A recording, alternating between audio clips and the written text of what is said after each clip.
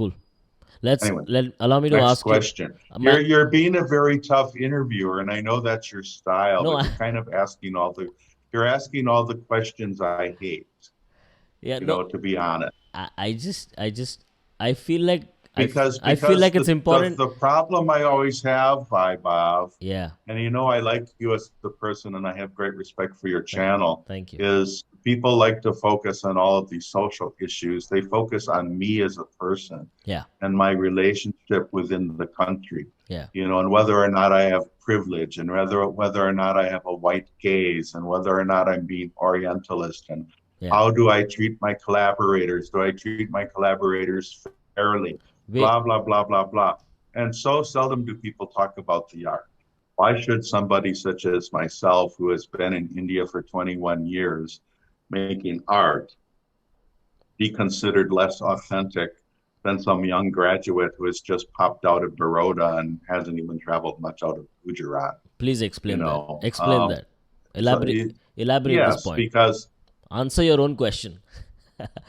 I've been around the country. I've had a tremendous amount of experiences in Kerala and Goa, Ishkinda and Hampi, in But everybody has that. Vishakhapatnam. I mean, I've experienced all of this, and Yes.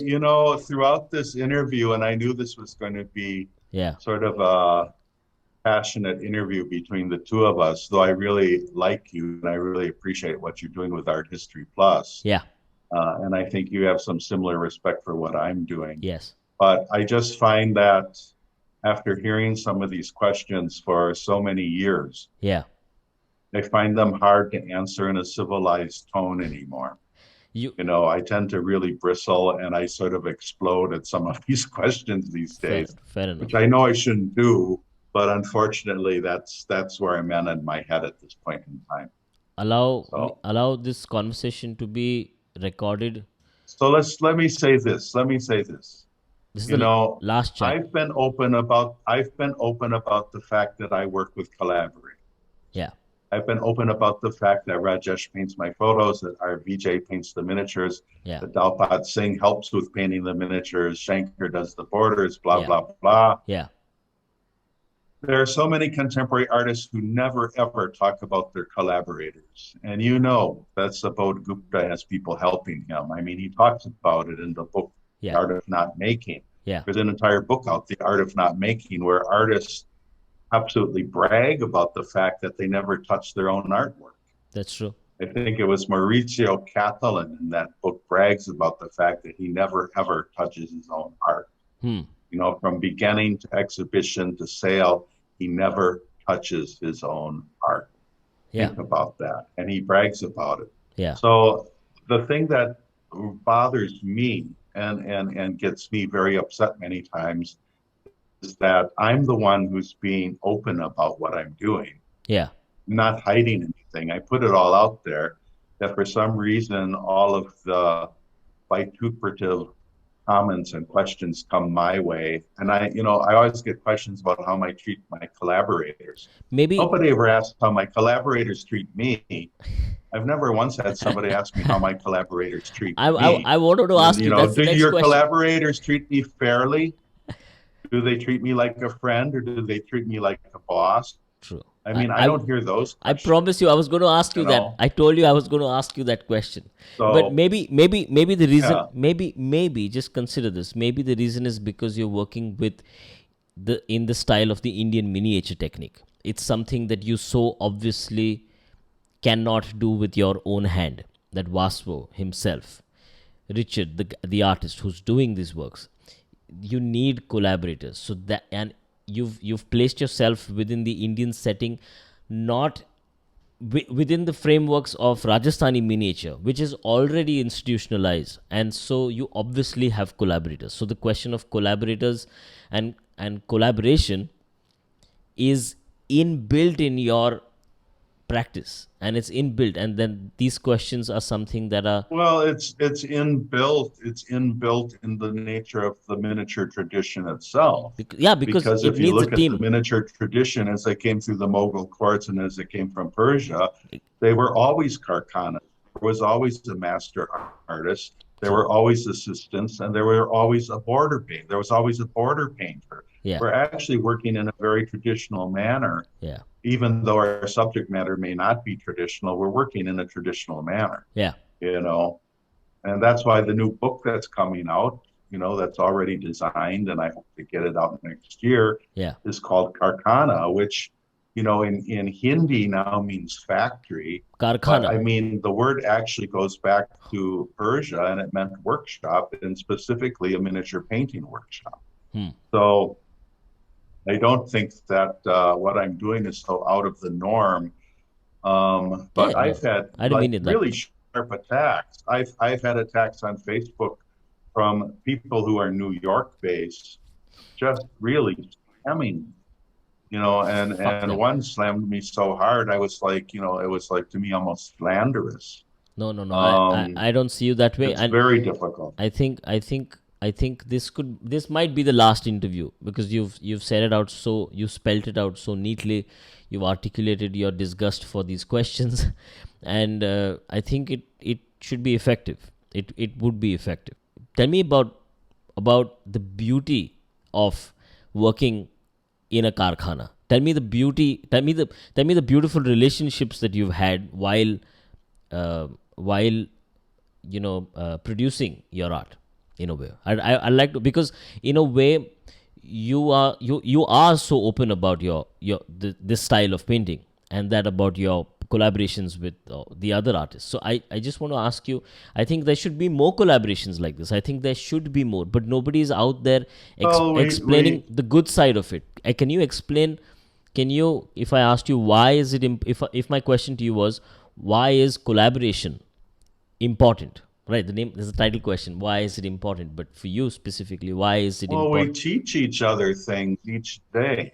Articulate And that. it's not Explain just that. me teaching them or them teaching me. I mean, it's a multiple, intersection of learning, you know. How? So sometimes Rakesh is struggling to paint something, and Dalpat can come in and say, no, Rakesh, your figure is wrong. Draw the figure this way. And Dalpat will bring out a piece of paper Yeah. and sketch it in a whole different way. And it opens Rakesh's eyes to the way he can create the figure doing what I've asked. And how does it? In a way that he did not conceive. Okay. Yeah. And so it's a learning process. And, vice versa. There are times that Dalpat will paint a miniature background. This happened recently with our Nayaka suite that we made. And he did a beautiful job on all of them. And then on the very last one, Yeah. it was just, I want to say it was just horrendous. It was horrendous color choices. It was just like really garish and ugly. And I don't know what happened, but Dalpat really sort of botched it up. And it went to Rakesh to fix. And, we debated, and it was me, Dalpat, Rajesh, I think, even joined us. It was all, how are we going to fix these colors? Because these colors are just clashing and looking, vomitous, I want to use the word. And, but we came to some conclusion about how to fix that background, and it ended up being absolutely beautiful. And I don't think any one of us could have solved that. Yeah. It took all four. It took Rajesh, who's not even a miniaturist, but he's smart and he's an artist. Yeah. And Dalpat and Rakesh and I all talking together to make something work. And I think that's a strength in our work, in that, one of the things I see my function is to find out what are people good at. Yeah. And then encourage them to do what they're good at, and then pair that with what other people are good at. Yeah. So that we end up with beautiful miniature. Shankar Kumawat is, I think, a superb border painter, and he does borders in, regular pigments. He also does them in gold. He does everything freehand. He uses no traces. Yeah. Doesn't do any preliminary drawings. He just pulls out his brush, his squirrel hair brush. Yeah. Which I think he still has, and he just paints it like a master. But if I ask Shankar to do a miniature painting, he's not nearly so talented. It's nothing that I would get very excited about. when you have an exhibition and, you know, people ask you what your work is about, the what is it about? How do you, I give you full 5-10 minutes. Just, can you explain what your work is about? Because in that sense, it's so many things, but I've always found it tough to articulate what your work is about. People do ask me, hey, they know that I know you. With the miniatures, initially, How do you I was contextualize? trying to express. Yeah. Sorry. Oh, wait. Yeah. With the miniatures, Yeah. initially, it was about telling my story and my partner's Tommy's story about our early adventures in India when we first came together as a couple in 2000 and started traveling. Yeah. So those very early miniatures, like The Secret Life of Waswo X, were just reflections on things we had experienced, but it was not so much the things we experienced, but the emotions that were involved. Yeah. You know, Yeah. like one of the miniatures that we did in the Secret Life set was called The Sleepless Night, and it depicted me in a guest room, sort of crouching, you know, late at night and holding my head in my hands. And outside, somebody was being murdered in one room, and in another room, somebody was being, you know, stolen, and in another room, somebody was being raped. It's chaos. And the chaos of, you know, this is not the beautiful city that people imagine it is. Yeah. It has an underbelly. Now, you know, it may not have such an underbelly anymore, but when I first came to Udaipur, that was very much true. Yeah. I think people are less desperate here now. The economy has greatly improved. Yeah. So, you know, there's been a great deal of relaxation on that sort of mercenary quality in the tourist bazaar. Yeah. And it's very deceptive because many times tourists will come and they'll say, oh, everybody's so nice here. Everybody's so friendly. Yeah. You know, they meet you and they invite you into your house and they give you chai. And I'm like, yeah, that's their job. You know, that's their job. That's what they do. Yeah. You know? So the miniatures were telling emotions and they were telling stories. And they were also telling stories about how we were interacting with Indians, how Indians interacted with me.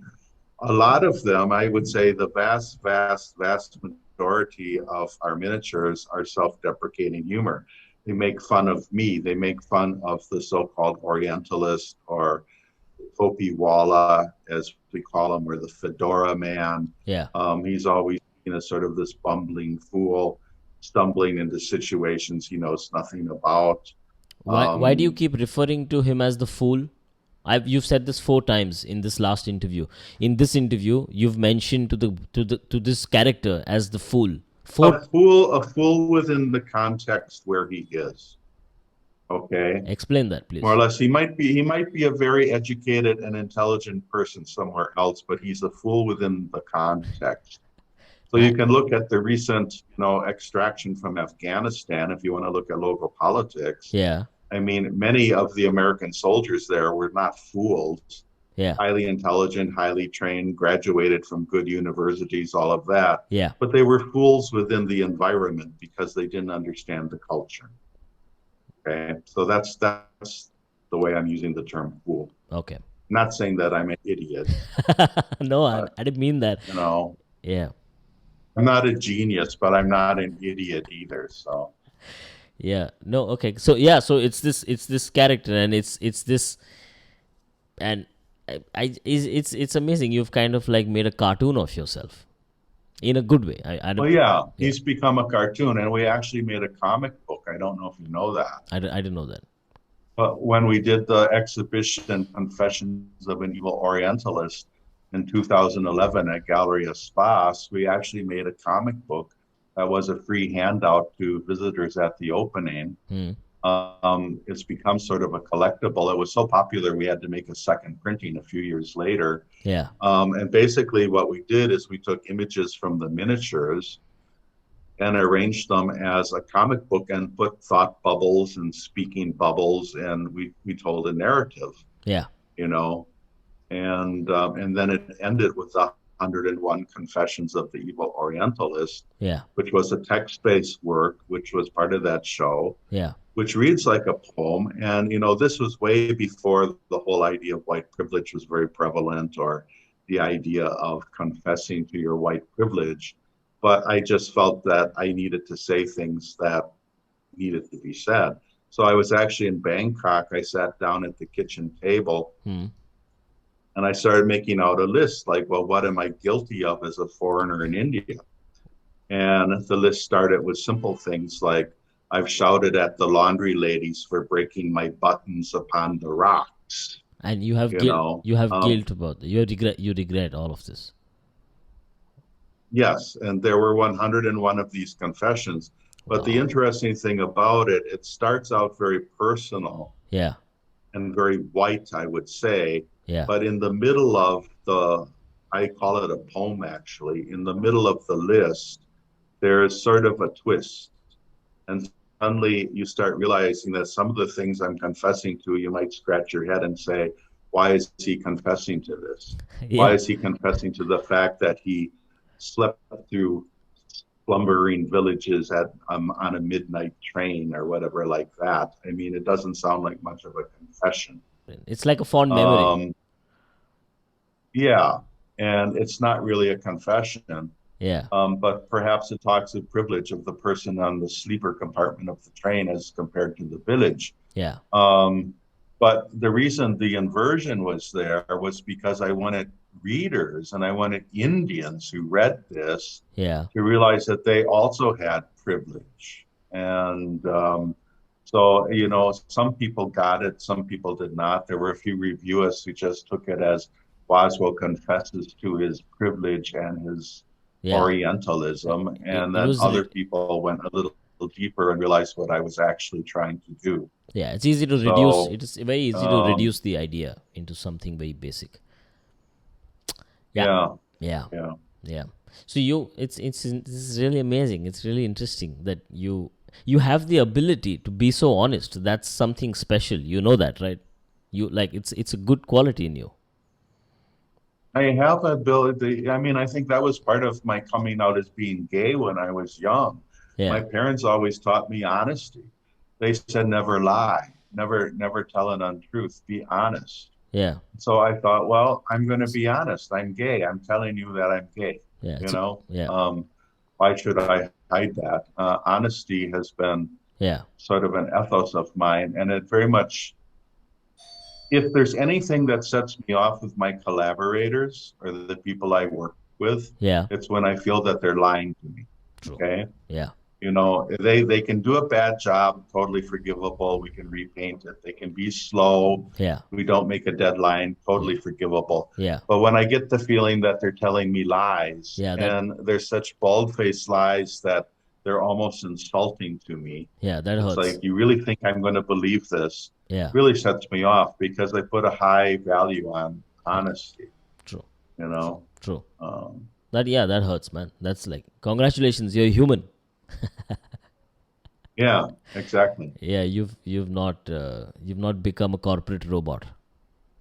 Yeah. Yeah. That's good. I want to ask, speaking of robots, and kind of like organizations, you had told me a while ago that that European, Australian, and American museums regularly host exhibitions of Indian artists. And how often do Indian museums reciprocate? It's a very multifaceted question. Okay, there's a lot of layers to this. Yeah, explain. Because number one, you have this question as to why do people continue to look to the West for validation? Why is it important to have an exhibition at the Guggenheim or the Met, or the Tate? Why is that, or the Pompidou? Why is it important to do that for validation? Why isn't having an exhibition at the National Gallery of Modern Art in New Delhi or Mumbai equally a validation? I'm not quite sure why that is, but it seems to be a mindset. So it's like, that's one aspect of it. The other aspect is the West has done, to me, a phenomenal job over the past 2 decades of showing Indian art, both in group shows and curated shows that are devoted to nothing but Indian art. So, I mean, you've had Nalima Sheikh show at the Art Institute of Chicago. You've had Zarina Hashmi show at, I think, the Guggenheim. You had Nazreen Mohammadi show at the Met Brouwer. Yeah, Bhupin Kakkar. Yeah. Yes, you've had a tremendous. You had Gaitonde showing also at the Guggenheim. Yeah. There have been a lot of artists. Taller LN recently showed at a big art space in New York. That does happen. Sometimes I hear Indian curators almost speak as if it's their right to be featured in these museums. But, they're national museums of the countries that hold them. The Guggenheim is supported by the French government. The Pompidou is supported by the French government. The Guggenheim is supported by the U.S. in New York. Yeah. There's a question as why is there this feeling that they have a right to be represented there?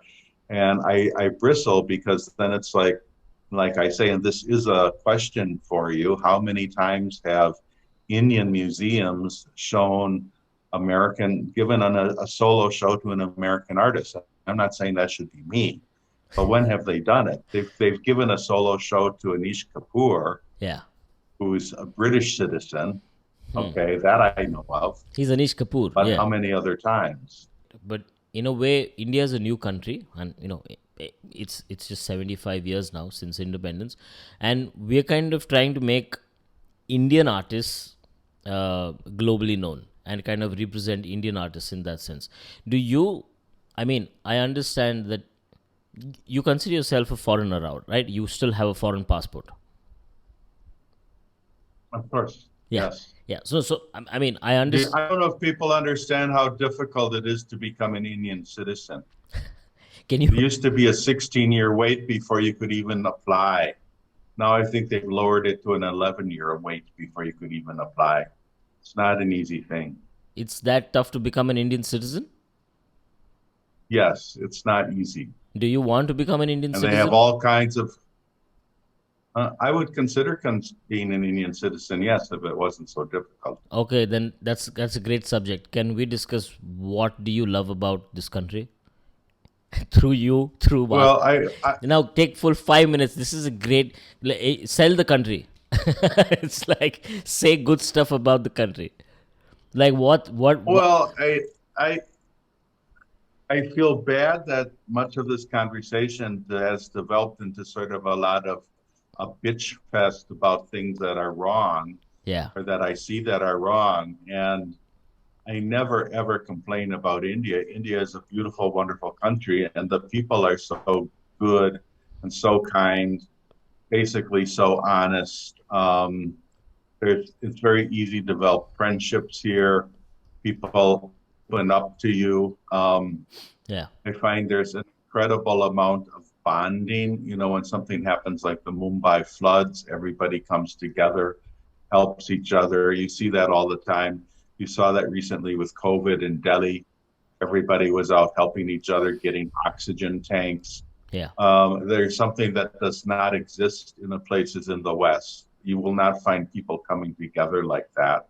There's also a tremendous amount of freedom here. And freedom, if you haven't guessed, is very important to me. And there's a certain freedom here that, people can kind of just jerry-rig thing, make a jugad, I think is the word for it, to make something work. And, in the U.S., you would have to have 20 inspectors come and pay thousands of dollars to have, proper electricians come and do something that here in India you can get done in 5 minutes by yourself, or call an electrician who'll do a little job for you for 100 rupees, 200 rupees. And you're saying so that's a positives good to that way. I'm not just saying in a general sense. See, Vaswa, I'm asking you questions as an artist. So I understand this. I'm not asking for a general conversation about the love. I'm not going to bring up any politics now. I just want to have a chat with you as an artist, from one artist to another. I want to ask you questions about, what you love in terms of content, what all the things that you bring into the painting, into your artworks. I think that Indians don't realize how lucky they have it here, many Indians. And I know many Indians suffer. They have a hard time finding a gallery. They have a hard time making sales. Yeah. We all do. It's not that easy. Even for the people who are perceived to be at the top, they still struggle. Yeah. But Sure. basically, living is still inexpensive here. Yeah. You can keep a little studio in a little small place outside of a big city very inexpensively. You can paint, at your leisure. Yeah. If you're lucky enough to sell 2, 3 paintings to some passing people coming through, you've probably made it for the year. You have enough to support yourself and keep going. The same would not be true in a place like New York, where rents on a studio can be, $6,000 a month, Yeah. for a studio apartment. Just imagine how much art you have to sell to maintain a living in a space like that. So, I mean, on a financial level, I think Indians are extremely lucky. I think they suffer from censorship concerns here. Yeah. They have to be much more careful about what they paint and what they say. And that way, the West is better off. The West can do anything they want, basically, and nobody's going to come down on them for what they're doing. They might get criticized, but they're not going to get in legal trouble. Yeah. Whereas in India, you can get in legal trouble for what you paint and what you say. Yeah. But no, as far as I know, I haven't broken any laws yet. Yeah. You have. I've been very careful. I don't want to break laws because I don't want to be kicked out of the country. That Yeah. always looms over your head when Yeah. you're an immigrant. Yeah. So, you asked at one time why I started the YouTube channel, and it started as a rant because I felt the arts had gotten lost in Yeah. politics, especially leftist politics and identity politics. And it's like, the arts used to speak about humanity in general. Yeah. Used to tell personal stories, used to talk about individualism, Yeah. used to talk about personal experience or just an appreciation of beauty, appreciation of beauty in almost spiritual terms. Yeah. There was a spirituality in art, all of which has been drained from art. I like to think that the art I do with my collaborators returns us a bit to that world of beauty, spirituality, mystery, Yeah. wonder. All of that is just so important to me. So that would be my it. I'm an old-fashioned liberal that way. I feel that the arts are an exploration of our common humanity. Oh, well said. Yeah. If I wanted to make a statement, Yeah. I love this country. I love Kerala. Yeah. I love Kerala. I almost made my studio in Kerala. Yeah.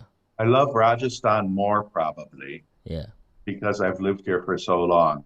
And the people are so good to me. They're so friendly. They're so helpful. I feel this is my home.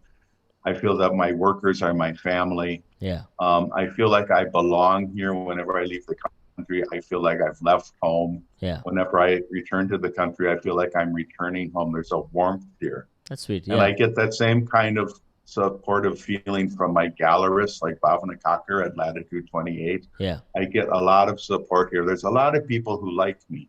Yeah. So I want to make the statement that through all of my bitching that has gone on through in this interview where I'm being defensive, Yeah. I want people to realize I've gotten a tremendous amount of support, so much support that maybe I don't even deserve. And I'm grateful for it. I'm really, really grateful for it. Yeah. Recently, yeah, no, it's pretty sweet. Yeah, I mean, you have a massive fan following here. There are quite a few. Every time you post something, you do generate interest. People comment. You have like a few people who keep commenting on all your content. It's just I've been noticing on Facebook recently. You've put yourself out. You in the most transparent format, and you just seem to be so engaged recently in the last 1 year. I see society going in such, to me, a perilous direction Yeah. that I feel like I can no longer be quiet. Yeah. Okay. Yeah. Now, What's the I'm quiet on Indian politics because I'm afraid of being kicked out of the country. True. Okay, I can't comment on Indian politics because no matter what party is in power, Yeah, it can affect my visa status, that's true. my residency permit. Yeah, But I make a lot of comments these days on Facebook about the West because I feel it's in a downward spiral that is suicidal, actually. It's just a suicidal downward spiral. yeah, They were self-critical. They needed to be self-critical, certainly for sure, after the British Empire and everything that happened in America. There needed to be a lot of introspection and self-criticism. yeah, But to me, it's gotten out of control that they're beginning to eat themselves alive yeah. at this point. There's going to be nothing left other than a carcass after a while. Wow. And what's going to take its place? China? Most likely China. My bet would be on China. Yeah. I'd like to say India. I would much rather have India take the place of the US than China. But I'm afraid it's going to be China. And I see with all the technology, all the surveillance mechanisms, everything, freedom's going to become a thing of the past. Yeah. I tell Ganpat and my workers all the time, I say, be happy, you're free. Right now you can do what you want. Yeah. You can pretty much think what you want, say what you want, associate with the people you want. I'm very fearful for the future that's not going to be the case. True. Yeah. Because you are going to be controlled. And that's why I don't understand artists who support the idea of a more authoritarian regime, be it on the right or the left, because it's like artists are the first people who suffer. Can you explain they think that it's going to fix all kinds of things, but they're the ones who are going to be told what they can do, what they can't do. I mean, in China, they just told the artists, well, you're not a good artist. You shouldn't be an artist. Go out there and build roads. Yeah, they don't have options. Yeah. You have no talent. Go and work on the road crews. And why am I a supporter of capitalism? Why? Because you have that freedom of choice. You can try to do something. You might fail at it. Yeah. And if you fail at being an artist, maybe you will end up running the chai shop instead. But at least you have the chance to try. Nobody makes the decision for you. True. Other than your customers. Yes. And that's a big thing for me. Freedom is is incredible. Your overarching. I think if freedom should be important to any artist.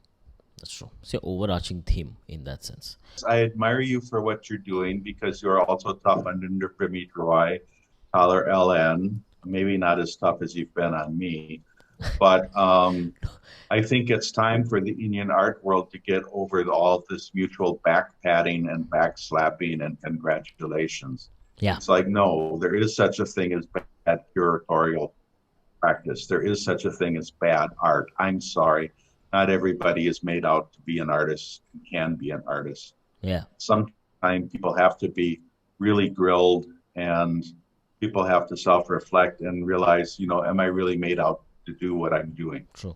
That's true. That's true. And so criticism is good. I want to ask. Hard questions are good. The other thing I wanted to say. Yeah. Is that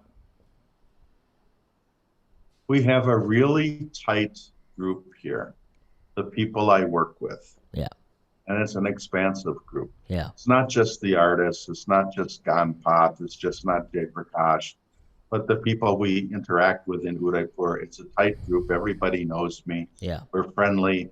We even do things like you saw on Facebook recently, go out to the pool and have a pool party and stuff like that. Yeah. Sit on the roof and cook a chicken, have some whiskey. People here basically like me. Yeah. I mean, I do have a reputation of having a temper and everybody knows that, but they make jokes about it. They say, oh, is Chacha Kusa today or not? And it's like, okay. Yeah. So that's all fine. I find that many of the criticisms of me and the way I collaborate with people, they come from people who know nothing about us. They come from people who are based in Delhi, based in Mumbai. They've never spent time out here. Or if they have spent time out here, they come with such preconceptions that they basically don't get to know us. They're only trying to confirm what they already have in their head. That's a good point. There was one art critic, an older art critic from Delhi. I won't name her name out of kindness, but she came out here and she just had it all in her head. She knew everything about our group before she even started to talk to us. Yeah. Because from what she had read, what she had surmised, and how do you change a person? You actually made me feel that No. I did the same thing to you, man. I'm sorry. No. That's not at all. I'm actually very grateful you asked me these questions because it allows me to answer them. Yeah. No, but when I based on what you said, I feel like I asked you the same kind of bullshit questions with the same kind of lens, because in a way all the literature out there about you throws off these signals. It does, because Well, my friend Amjad Majid always talks about, the death of the artist, who I don't know who first put forth that theory. I think it was Roland Barthes. Yeah. But the death of the artist, it's like the artwork should stand on its own. And it doesn't really matter who the artist is, Yeah.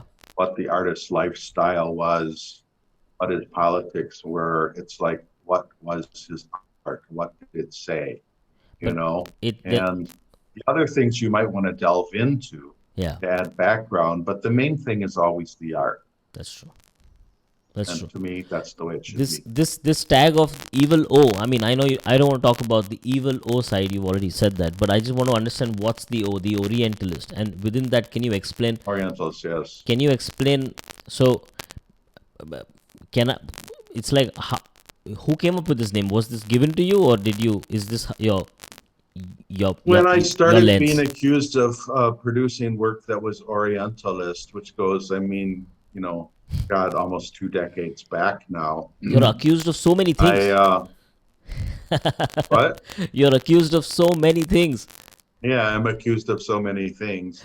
I fought it for a while, and then eventually I just embraced it, and I thought, okay, I'm the evil Orientalist. I'm going to play the character. I am the evil Orientalist. And one of the first responses was Pushpamala N did the famous piece from her Women of South India, Manners and Customs, where she has herself against the grid pattern and she's holding her arms straight out, for the ethnographic portrait. Yeah. And I did a piece called simply The Orientalist. And for me, it was like, well, who is the man behind the camera? Because the man behind the camera is being stereotyped in the same way as the subject is. So it's sort of like I pulled the camera back and I showed myself 4 times in one photo, comically, as being the evil Orientalist, measuring somebody up, using the calipers on somebody, all of this kind of thing. Oh, so you flipped the gaze. Yeah. It was me, but it was sort of mocking the whole notion. It's like, when you look back in history, the people who are now referred to as Orientalists, they all had lives. They all had friends. They lived in other societies. They all had their Ganpats and their Jay Prakashes and their people who they trusted and loved and liked and many times slept with. Yeah. And that seems to be forgotten. Yeah. They were a part of the culture much more than people will give them credit for. True. I like this angle. This angle has never come out. This strong opinion of you kind of like you putting your foot down and you're putting your perspective out there. That's what's needed. That's why this conversation is so healthy, because you actually put yourself out there honestly, and which is a great thing.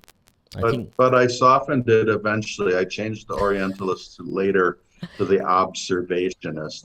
Which goes back to when I was a child. Yeah. I had this crazy, like some kids want to grow up to be a cowboy or something. It's like, or a fireman. Yeah. I always wanted to grow up to be a naturalist, as if being a naturalist was some sort of a profession, in the late 20th century. And so the observationist is basically the naturalist. He's observing the natural world. Yeah. He's observing what is around him. So I've toned the Orientalist down to being an observer. So the Orientalist became the Observationalist. I didn't know that, man. You're just like revealing too much. It's pretty cool. It's pretty nice. Yeah. It's pretty nice. I'm about to end the interview, so I'm going to I want you to, if you would agree, to look into Ganpat's camera. I would like you to please look into the camera. You can say anything you want. I'm asking you to ask people to subscribe to Art History Plus. It's been a great interview with you. You've kind of like, I'm really happy that you didn't object to any of my questions. You got a little upset, but you took it head on, man. That's pretty. It's pretty nice. Everybody subscribe to Art History Plus. Vaibhav is doing an incredible job. He is just phenomenal. He works so hard. He's extremely professional. He's more professional than Evil O. And I think this new series he's doing, where he does ask the tough questions, needs to be done because there's too much of a light approach with people. And I think what Vaibhav is doing on Art History Plus is fabulous. So please like and subscribe to Art History Plus because you just should for your own good, honestly. Because it's art history. So, and also, I would say please subscribe to Evilo. That's Waswo's channel. That's actually, after watching his channel, I thought that, everything I have learned in my life, like from art to my love for speaking, to my love to having conversations with friends, to editing, to video making, to working with lens-based, having a lens-based practice, comes down to YouTube is fantastic in kind of doing that. It's tough. It's tough, but I think Vaswo, in a way, I think you should subscribe to Evil too, and everybody should. Do you have an Instagram page? Yeah, I'm on Instagram. You have it. Very tame Instagram. It's not like my Facebook page. It's very tame on For Instagram. both of us, it's a red juicy button. It says subscribe. It's free. Please subscribe to Evil and Art History Plus. All right. Thank you, Vaibhav. It's been a great interview. Really, thank you. Thank you for being so honest with me. I'm sorry I didn't smile, enough, but you didn't give me much option to.